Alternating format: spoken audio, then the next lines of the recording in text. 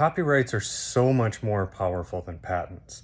For example, patents only last 20 years, while copyright is yours for your entire lifetime plus 70 years, which is basically multiple generations.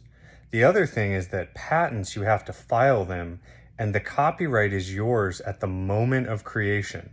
This exists in the United States. So if you're creating an intellectual property business, it pays to create your own content, written, visual, performance art, compilations, things in this area. You have the power of monopoly protection provided by the United States government. It is law. And so as you think about creating a business, think about copyrights, because you will own those for such a long time. This piece of content I'm creating right here that you're engaging with is mine, and I own it, or whoever I deem to license it, for over 100 years, the rest of my lifetime plus another 70. It's really important. If you need help protecting your own content, we have some of the best relationships with the best intellectual property attorneys in the United States.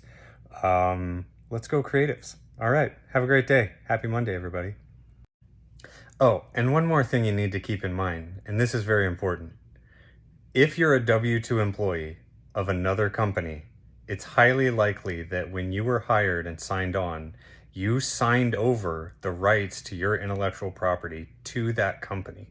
However, if you're a 1099 contractor and you create your own content, you have the ability to license that to a company for their use. One time, in perpetuity, whatever you want. You can write it into your own contract.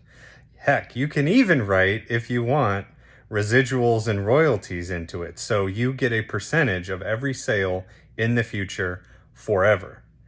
Imagine if the inventors of the iPhone got a check every month, every time an iPhone was sold.